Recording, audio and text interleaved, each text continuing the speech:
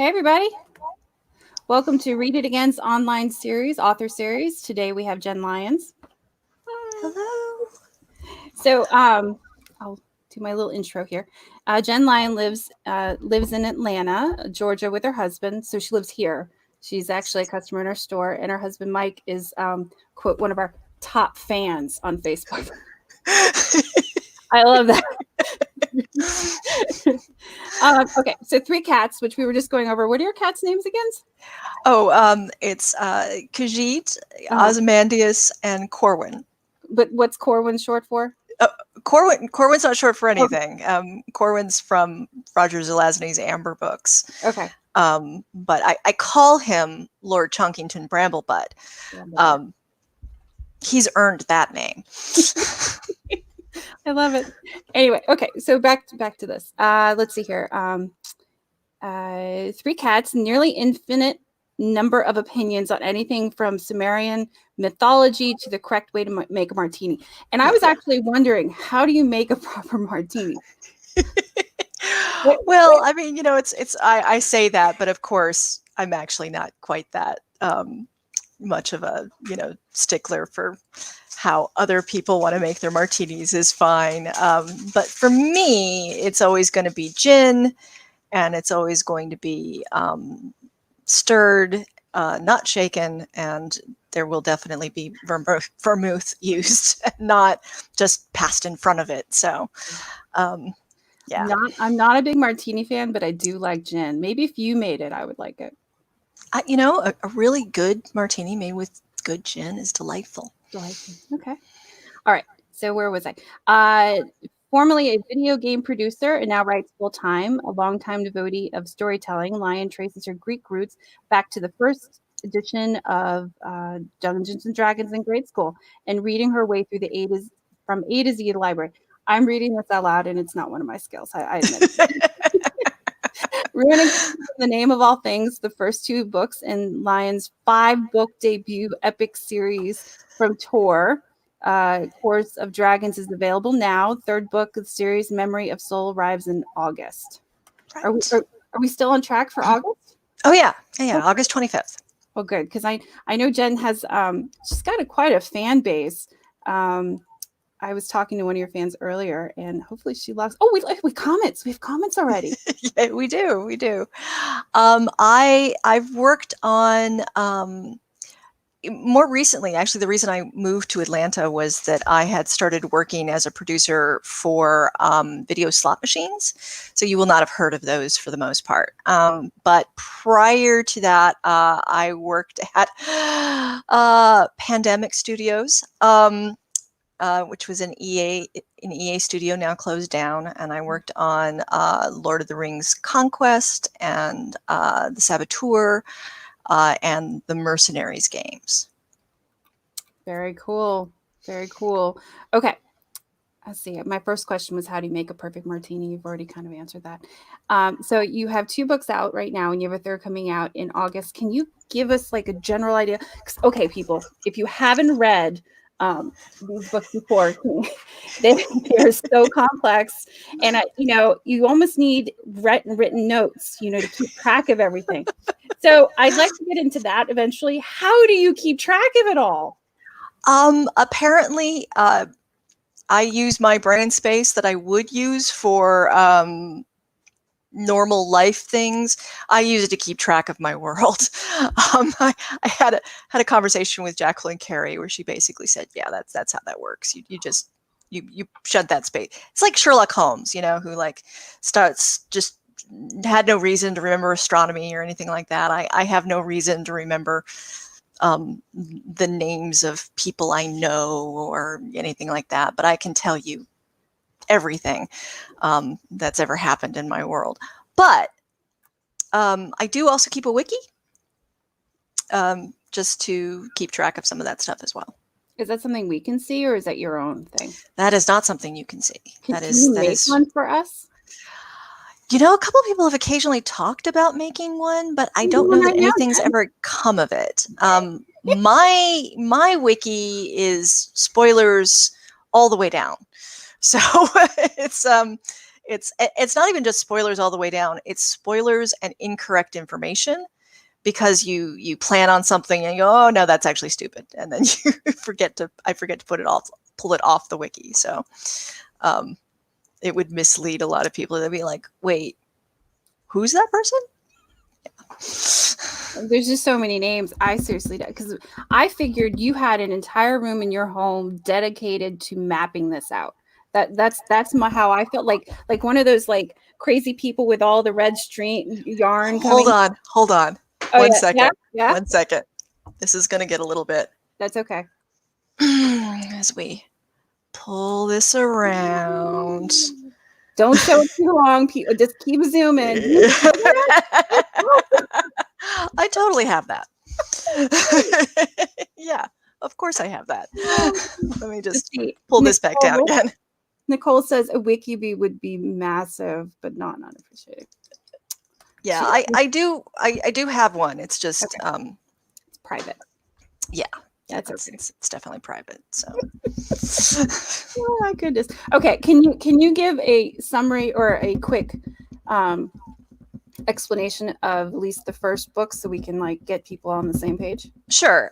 So the first book, which is the Rune of Kings, is basically about this young man who grows up in poor circumstances, kind of in the bad part of town, who he's an orphan, and he's kind of got criminal leanings, and he like a lot of kids in his position, he kind of grows up with this daydream of he's going to find out he's a long lost prince, and his family's going to come claim him, and everything will be wonderful after that, and all of his prayers will be answered, and he'll be happily ever after.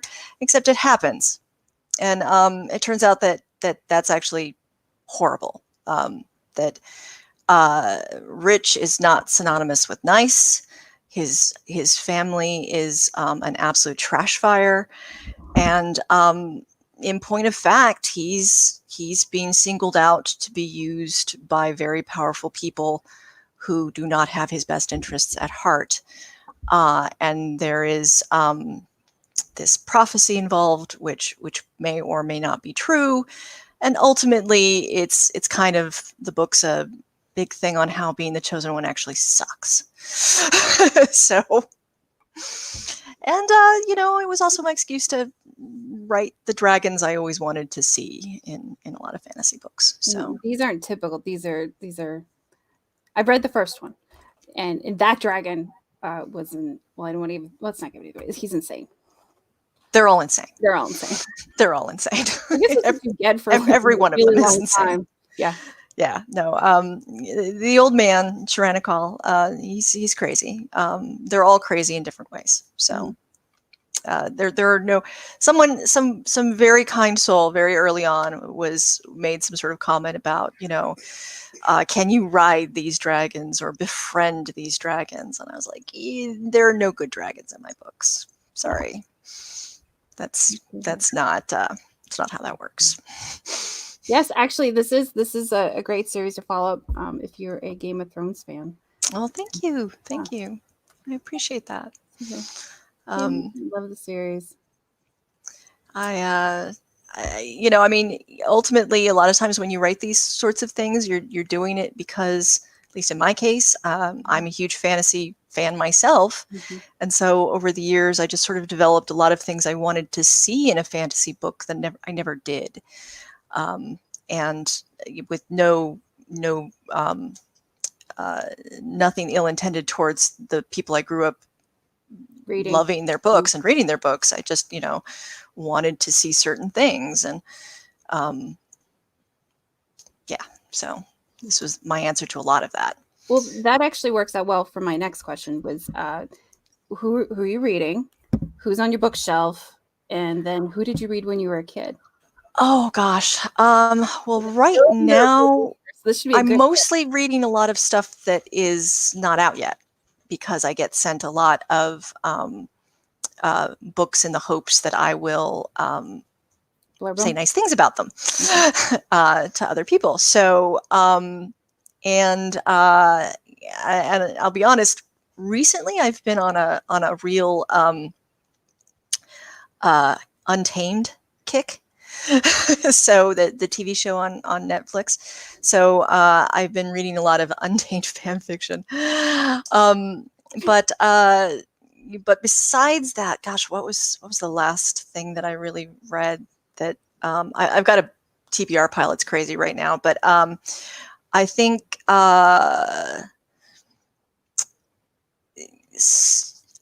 Mexican Gothic by Silvia Moreno Garcia. I finished reading that a little bit ago and adored it.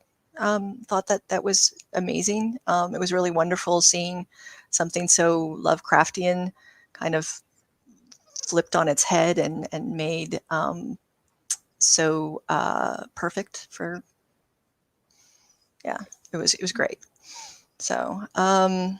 Who are your favorites reading when you were growing up? Oh gosh, let's see. I think Ursula Le Guin, Tolkien. I actually didn't really get into Roger Zelazny until I was a teenager. But I went through, I think for my age, the obligatory Margaret Weiss, Tracy Hicks stage of everything Dragonlance. I kind of read everybody. So I really did go through, most of my childhood was like a good sized 400 to 500 page book a day kind of deal. So I've read a lot. I did those Dragonlance too when I was a kid. They were just perfect. Yeah. Yeah, it was total popcorn reading. Yeah, it was. So, and I was not a big reader. I'm dyslexic, so reading was not my thing. And I remember listening to them on audiobook back in the late 80s, early 90s. So my mom must have gotten her hands on like one of the few audiobooks. Wow. Okay. Yeah. That's amazing. Yeah, but that's how I read a lot of them. And I would go to bed listening to them, and they were like bedtime stories for me. That's great. I still have a couple of my favorite. We have a few of them in our sci-fi section. In fact, we have Jenn's books in stock, and she lives close enough. I have a couple that are autographed, but if you guys want a copy, I'll put a link down in the comments, and you can buy it. And Jenn, I'm sure we could get over here to sign it for you. Yes, yeah. Absolutely. Awesome. Yeah, no question. So let's see, it's a 5-book series, right? Right. Okay. And you've done 3 published or about to be published. 3 published. The third one is finished. It's just going through the whole process that books go through.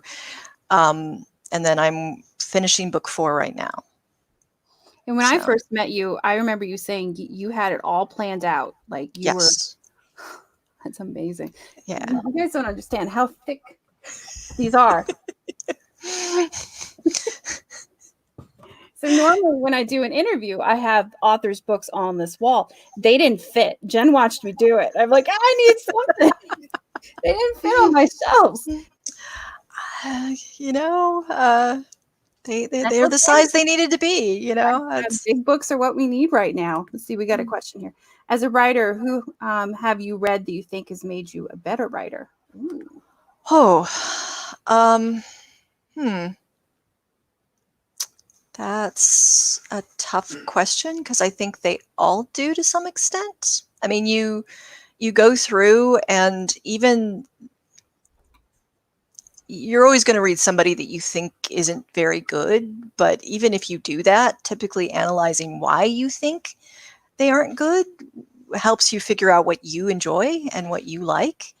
So I kind of think they're all learning opportunities.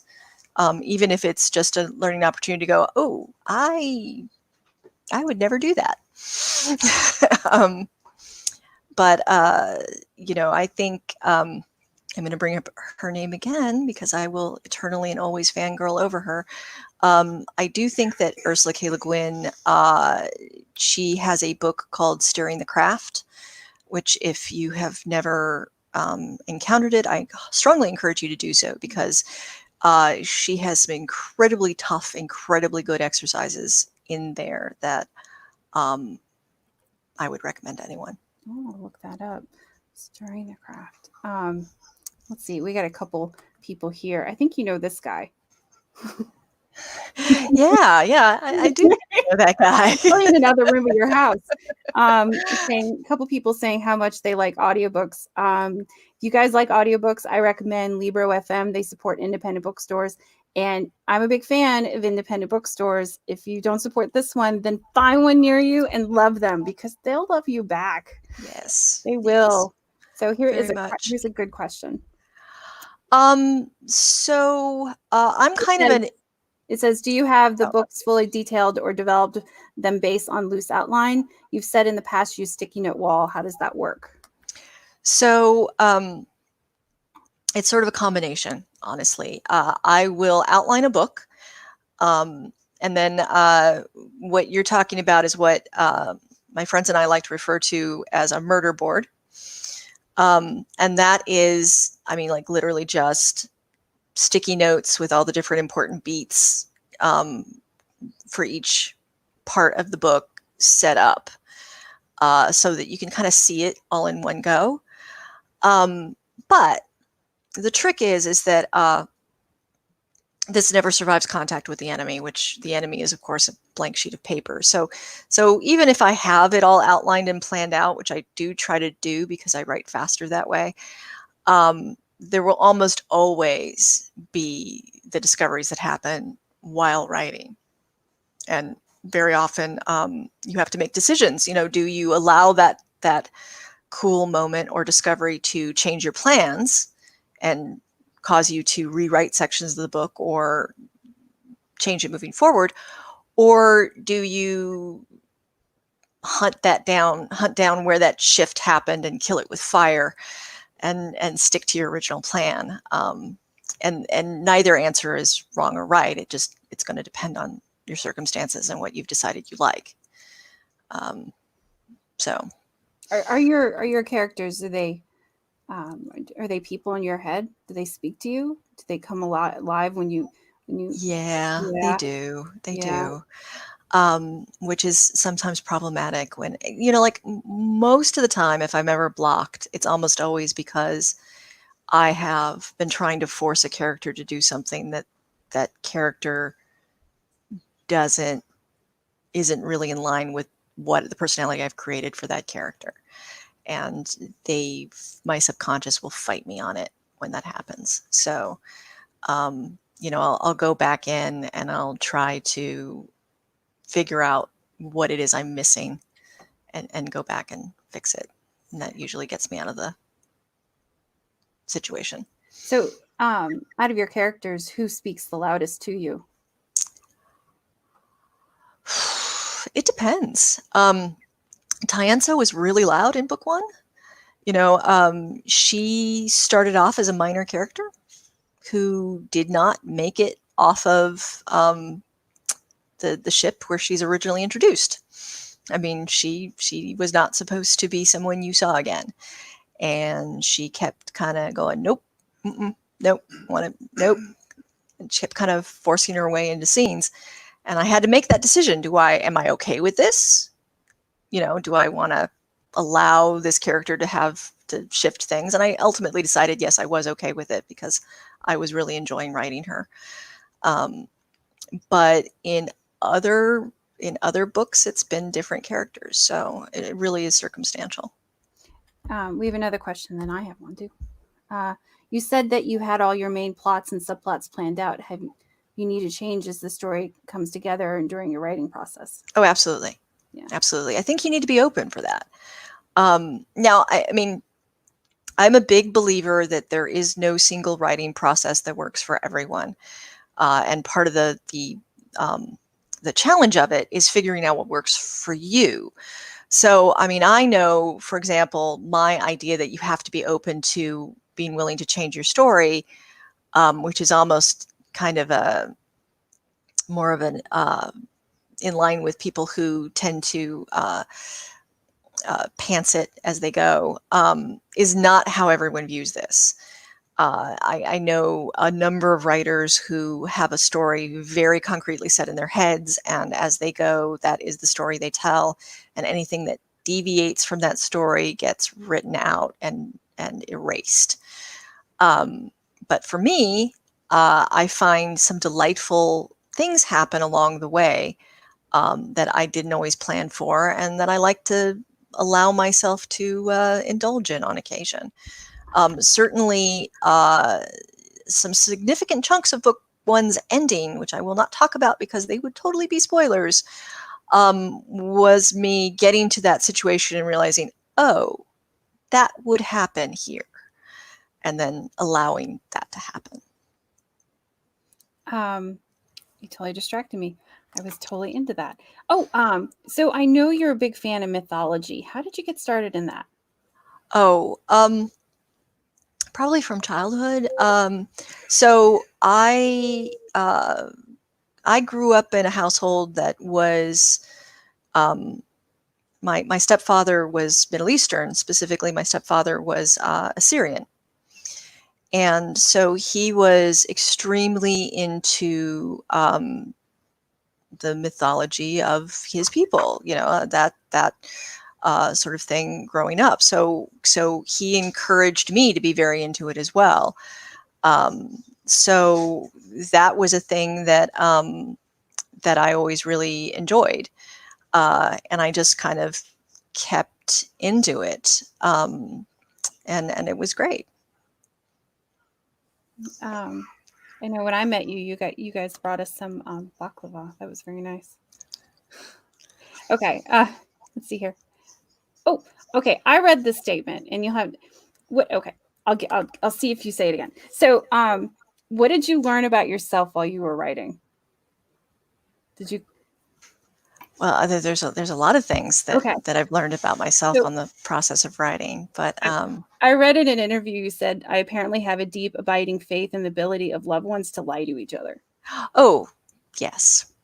Yes, I definitely, I grew up around a lot of secrets, and I've definitely carried that on into my work. So, it's really funny. People will be like, where did you come up with this? I'm like, it's actually kind of quasi autobiographical. I don't.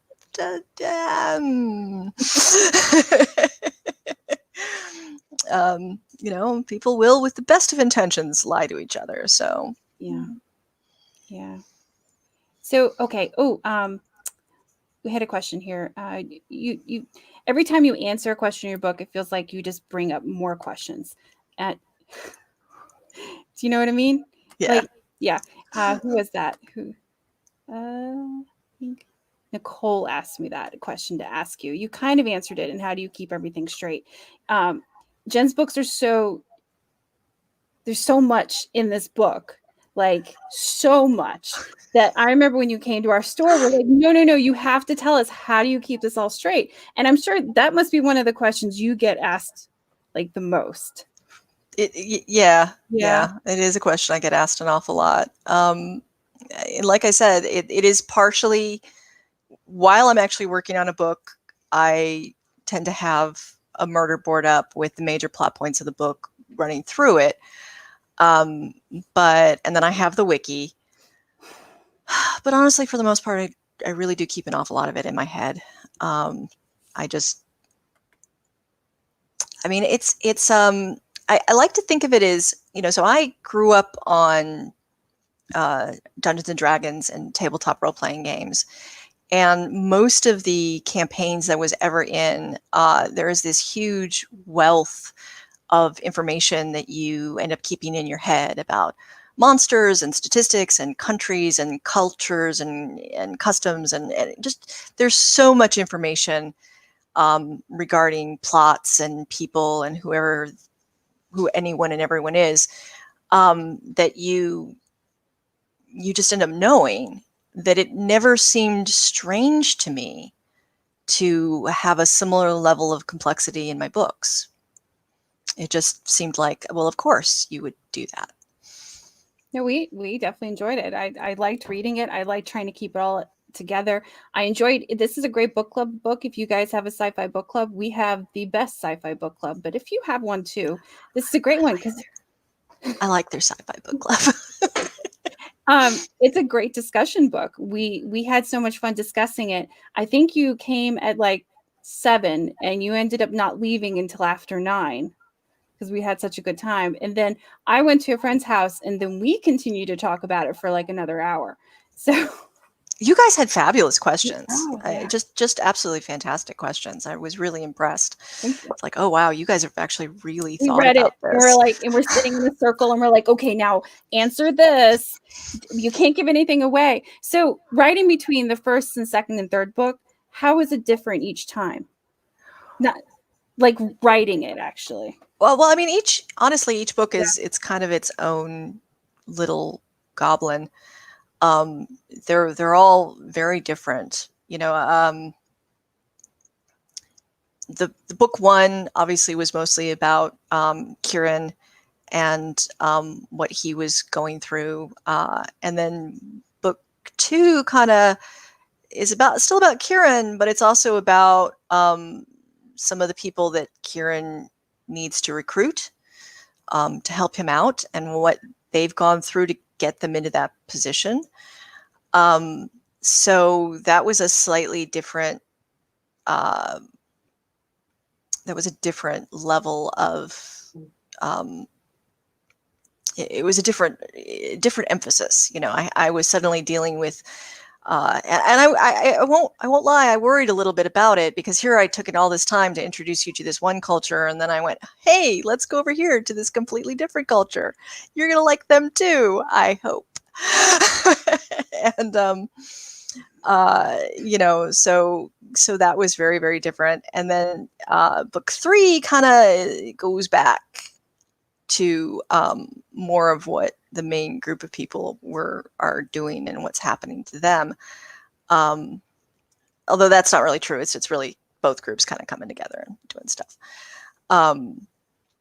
But that I had a lot of fun writing book 3 just because you know, book 1 and 2, I was dealing with 2 different groups of people that I was introducing for the first time. And book 3 was really the first time I was able to go back to people that we already knew and say, hey, I'm sure you were wondering what happened to this person. You know, Talon remains incredibly fun to write. So she's just such a troll. Let's see here. We got Nicole, another question. The complexity is wonderful. It's one of my favorite parts of the series because there's so much to explore and wander around. Thank you for answering my questions. I love that you're not afraid to world build. Oh, I love to world build. Yeah. Like it's intense. Yeah, you just go for it. I love that. Why would I be afraid to world build? I know. Some people are like, you know what? I'm just not going to deal with it. And we're just going to exist in this place and I'm not going to explain anything. See, I mean, one of the things that I love about world building, honestly, is that it gives you a chance to question so many of the assumptions that we make about society and about people. You know, it's like, well, wait a minute. What if we didn't have something? Why are we assuming that this one thing would work the way it does? What if we didn't have it do like this? It's just a lot of fun to ask those questions.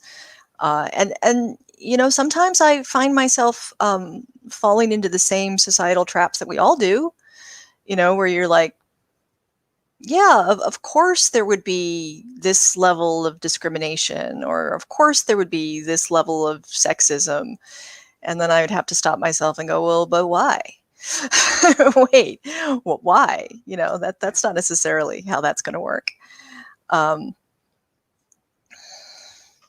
Yeah, no, and yeah, go crazy with the world building. So at one point they were talking about turning this into a TV show. They're still talking about it. Still talking about it. It's Hollywood, you know. You just don't know if when. I like to joke that I will probably find out about this when the press release goes live in Deadline or Variety or something like that, and that's when I'll find out that it's actually been greenlit. And before that, no idea. Love that. Mythology. Oh, what was it? I was going to ask you. So, tell me about what's going on in the third book that's coming out. Let's talk about that, because we got to get that selling. So let's do it.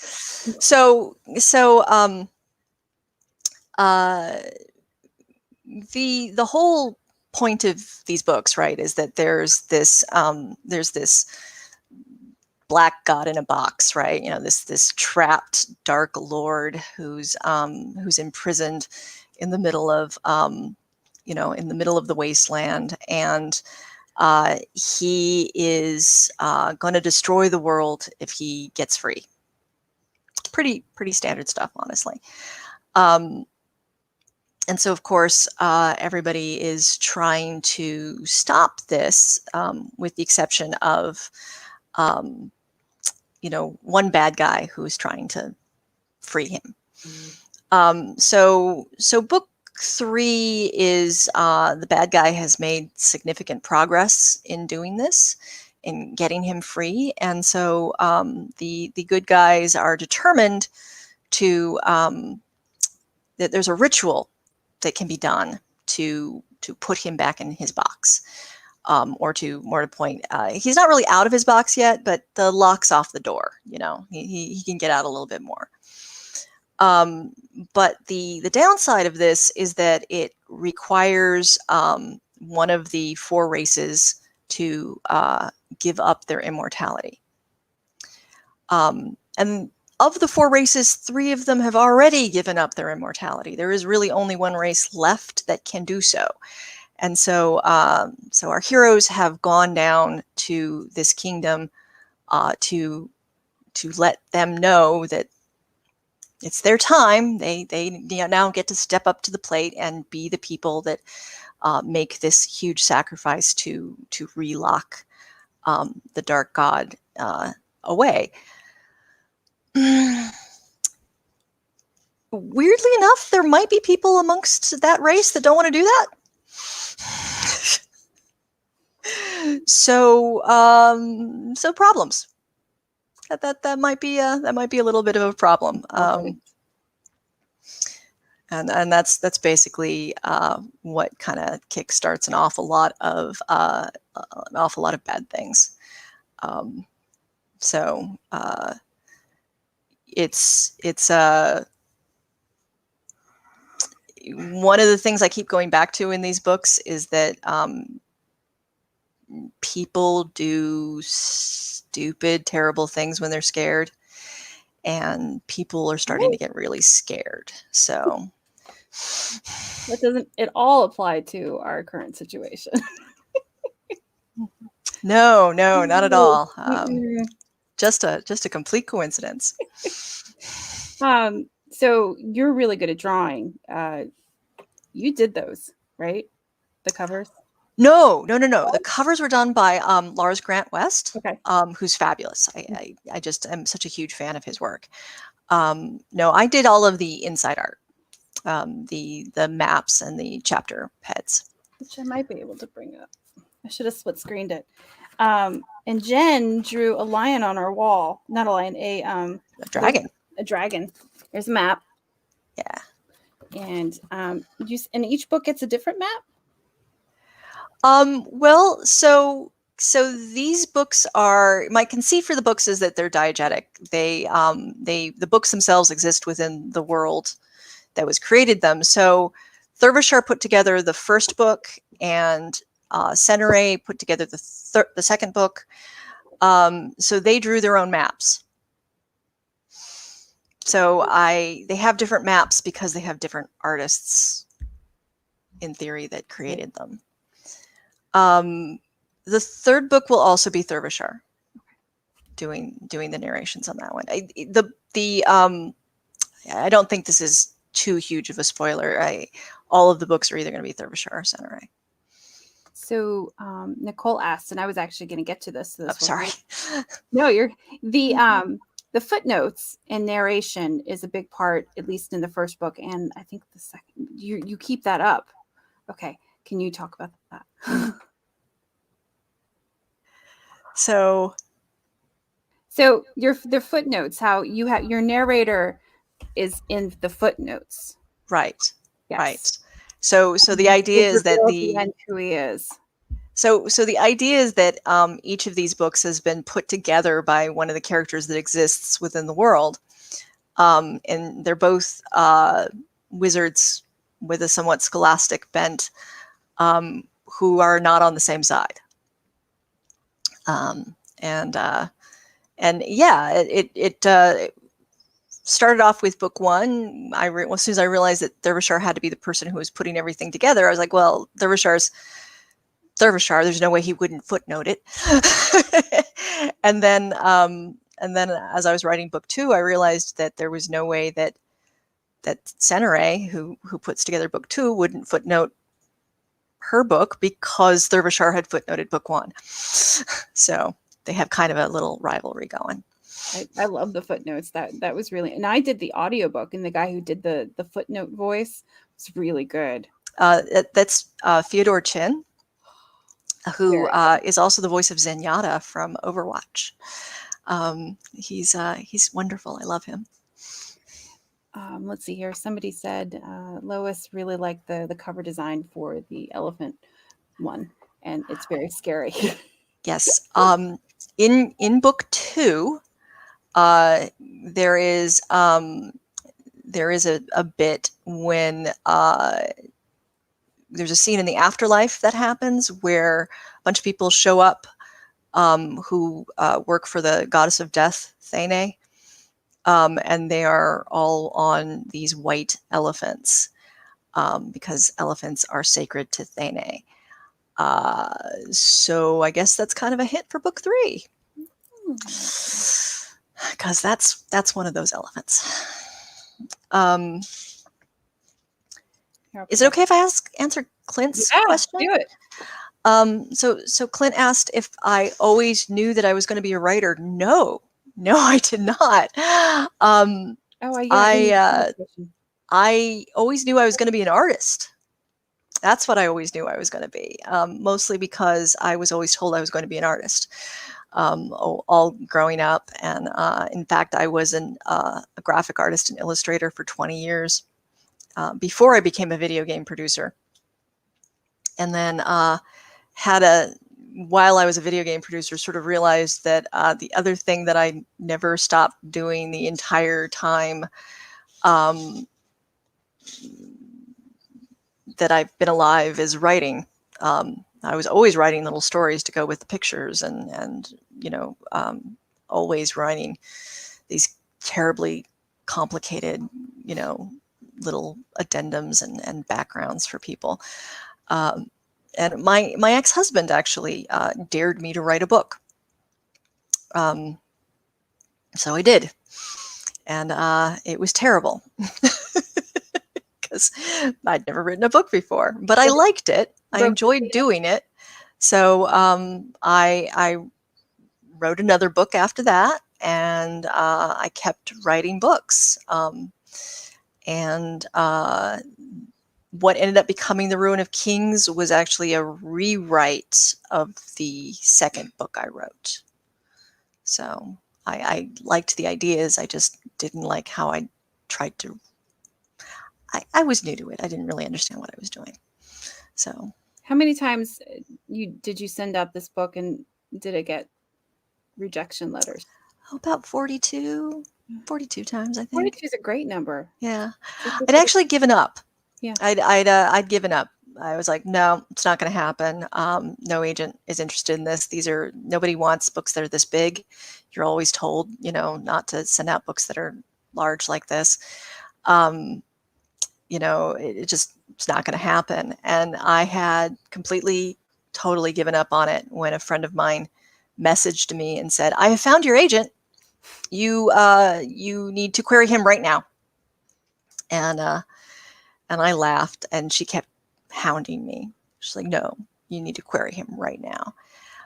So I wrote up a brand new query just from scratch, had nothing to do with any previous query I'd ever written. And I was feeling very saucy. So it was a very irreverent query. I probably broke every rule about what you're supposed to do in a query letter. I think I actually broke the fourth wall in a query letter, which, and he wrote me back right away and asked for more. And then a couple hours later asked for the full manuscript. And then 2 weeks later said, I don't want to talk to you on the phone. And then talked to me on the phone and said, I don't think you're there yet, but you could get there. And made me rewrite the whole thing, which, you know, I did, because everything he said was excellent advice. Eventually, we ended up here. That's awesome. That's awesome. What's some advice you could give aspiring writers? Don't stop. And by that I mean, well, actually, there's two pieces of advice that are kind of my strongest go-tos on this. One is, I see a lot of writers, I've known a lot of writers who will write their first book and then stop. They will spend all of their time and all of their energy trying to get that first book published. And I can count the number of writers I know who've successfully managed to sell their first book on one finger. Wow. I'm not saying it's impossible. It can happen. It absolutely can happen, but it's really rare. And chances are pretty good that it will serve you well to keep writing while you're trying to sell that first book. So don't stop. Just keep writing. If you finish a book, start on the next book. And then my second piece of advice is, don't get too invested in what everybody is going to tell you is the right way to write a book. Because this is a very, very personal process. And what works for me and what works for any one of the many writers out there that have written how-to books or done seminars or master classes may not be what works for you. And I think it's really easy to get yourself caught in this loop where you think you have to do it a specific way. And when that doesn't work for you, you think the flaw is you. And that may not be the case at all. It may just be that you haven't found the process that you need to move forward. Makes good sense. Here, Nicole has another thing she wants to tell you. Oh, you'll be very happy with book 3. There's quite a bit of Derbyshire and Senere in book 3, actually in the same scenes together. So get to see them going over that rivalry I talked about a little bit. Very cool. So when Memory of Souls comes out, we will have it in the store and Jenn will come and sign it. And if you guys are interested in picking up her older books, we have those too. And we can get them autographed and personalized to you. We're not just talking book plates, but she'll actually write in the book. And she's got a really cool signature, by the way. You still doing the really cool signature? I am still doing the really cool signature. That's a pretty darn cool signature. I worked hard on that signature. So it's somebody pointed, well, Mary Robinette Kowal actually pointed out that your autograph signature shouldn't be your actual signature. And that was a wait, oh my God, no, it shouldn't, should it? moment for me. And so I went and developed a specific for signing books signature. And it's very distinct. I see a lot of autographed books, and it is very distinct, which is good because when I always check to see if the autograph is legit or not, well, yours is obvious because it'd be hard to duplicate, and it's there. Yeah. Somebody actually did come up to me. They had a copy of an ARC before I started signing books that way of the earlier signature, and they're like, this isn't really you though, is it? Because it's not the same. I'm like, no, that actually is. That's actually how you could tell if you have an arc of, Rune of Kings, and it's signed the way I sign books now. That's my actual signature, or the point that isn't actually an arc from then. I don't know why anybody would want to fake that, but just a little bit of trivia there. I loved when I had you in my store. I was selling books to a gentleman in California.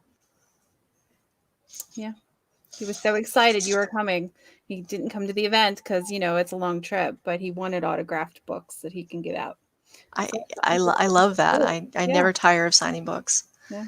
Okay. So. Okay. Well, thank you so much, Jenn, for joining us. Make sure everybody supports their local independent bookstore. So even if it's not, I forget which hand, read it again. Find your local independent bookstore. I'll post a link to Jenn's books in our comments. Everybody can see it. Thank you so much. This was fun. Thank you. Yeah, thank you for having me here. I really appreciate it. Anytime. When things get back to normal, maybe in August, maybe that we'll do it. We'll do a signing for your book for sure. Yeah, I would love that. So if it's not August, then we'll make it September. we'll figure it out at some point. Yeah. Thank you. Oh, thank you. Yeah. No, I suppose I should probably mention that, huh?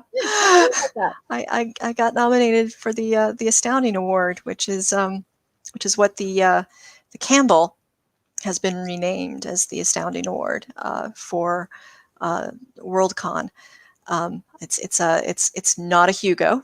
They're very explicit on that, but I'm just, I am blown away that I was nominated for that. I can't even begin to describe. I told all of my friends when last year when they were like, "Oh, you're going to get nominated for this," I'm like, "No, I'm not.